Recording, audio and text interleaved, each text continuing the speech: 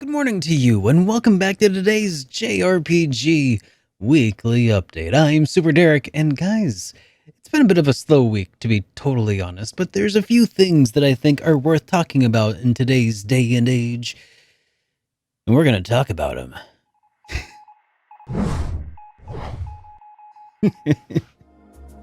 So, today's real top headline isn't really even much of a headline, really, but, I wanted to talk about it anyway because it's something that I'm kind of excited about, regardless of it being like really big news or anything. And that's that the Trails series has actually just recently hit 5 million sold copies worldwide, which is, I mean, when you consider the duration that the Kiseki series has been going on, they started back in, what was it, like 2004 with the original releases on PC back in the day, and then the re-releases, and then man, the ports and everything, and the sheer number of games that doesn't really make it seem like they're selling tons, like maybe 500,000 copies each. It's not so that's why I'm saying, like, it's not like huge news or anything, but it's interesting because it is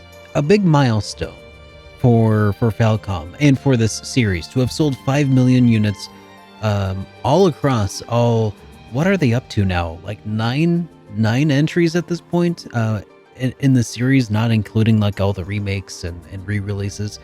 So that's cool. I'm really just excited for Falcom, really, because especially as I've been making my way through the Trails series and how much I love my time with Ys 8 not too long ago, it's just good to see them doing well, right? You have these companies making niche games, and it's heartening to see that they're continuing to not only continuing to do well, but to continue to do better in the West. And that's exciting to me because, I mean, the first, couple of Trails games didn't really sell all that much here in the West, especially the initial PSP release. It wasn't until it was ported over to PC, and then they started seeing the big numbers. And, well, that's really a story for another day, but hey, it's just really awesome. 5 million sales worldwide for the Kiseki series, or the Trails series. That's awesome. Okay, so also we've got some new games and ports to announce, and I did mention it's been a slow week, so yeah, Dragon Quest Tact is heading to the West. Now, Dragon Quest Tact, I'll show the trailer here, is a tactical RPG that is a free-to-play RPG tactics game for iOS and Android. It looks pretty interesting. It's actually being directed, or was directed, by Yuji Horii. It came out earlier this year, back in July in Japan, but it's coming westward now, which is, I think, pretty good. Based on what I'm seeing here with the gameplay, it actually looks pretty solid. I'm not sure if this is going to involve any gacha mechanics. I haven't really looked that deeply into it, but the gameplay that they're showing looks honestly pretty good. I'm not really sure exactly what to expect from this, except it looks pretty cool. It looks like it's going to be coming to the West here pretty soon, but the release date has not been given. If you want to know when it goes live, make sure you're subscribed here, because I will be sending out that notification when that does go live here in a future episode. For release date updates, this is kind of like a posthumous release date update for Costume Kingdom. This is a Halloween-themed turn-based RPG that apparently I missed. I didn't know that it was getting dropped, but I got I don't know if it was a shadow drop or what, but it ended up getting dropped a couple of days ago. And this is a Pokemon-esque Halloween-themed turn-based RPG that it looks good. I'm kind of curious about how it plays, personally speaking. It's only about $10 on the PlayStation Network. I think that might be worthwhile, especially because recently I asked you guys over on Twitter about what your favorite Halloween-themed RPGs are, and there's not very many RPG-themed Halloween RPGs. There's a few horror ones that definitely got mentioned a few times. Interestingly, Earthbound came up quite a few times, which is fine by me, because, it actually has enemies that even have like jack-o'-lanterns for heads and stuff in Threed. Anyways, way off topic.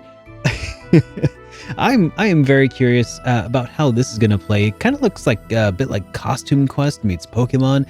And well, speaking of Pokemon, Pokemon Sword and Shield got that new Crown Tundra DLC announced. It's going to be launching on October 22nd. Now, this is that second DLC pack that Nintendo announced a long while back during one of their Pokemon Directs. Now, this DLC is looking nice, if you ask me. It's looks like a really cool expansion. I expect that a lot of fans are going to just, you know, enjoy playing Pokemon and chill. And oh god, there's no stopping me now. In SuperDerek news, on Friday this week, last week, I released my review of Trails in the Sky SC, and this was a really fun video to do. The whole game took over 100 hours to play through, and so far, I gotta say, this was one of my favorite videos to do in recent memory. One of my favorite games to play through in recent memory.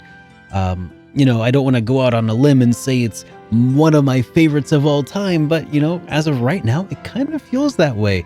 And I think if you haven't seen it, I would really appreciate it if you go give it a watch, because honestly, it looks like my reviews aren't really getting the number of views that they used to back in the day, unfortunately. And as a result of that, I just really want to send a huge thank you to supporters of mine over on patreon.com, as well as the supporters over on Twitch. Because without their support, I mean, the views are great, but without their financial support, continuing to make these episodes would make a lot less sense. So I appreciate all of their assistance and helping me continue to make these. So thank you, everybody. I really appreciate it. And if you want to become a patron or follow me over on Twitch, I'll put links to that in the description down below. Now that leaves us with today's Jrpg Weekly forecast, and as the theme continues, we're a little bit light on that as well. We've got two games that caught my eye this week. The first, they both come out on October 8th here on Thursday. The first is Incanfel, which is a interesting looking little indie RPG. It's a turn-based RPG system that also takes place inside of like a magic school, so it kind of has some of that, I don't know, Harry Potter vibe, I guess. I'm kind of interested in this. It's coming to PC, Nintendo Switch, and the Xbox One here on Thursday of this week.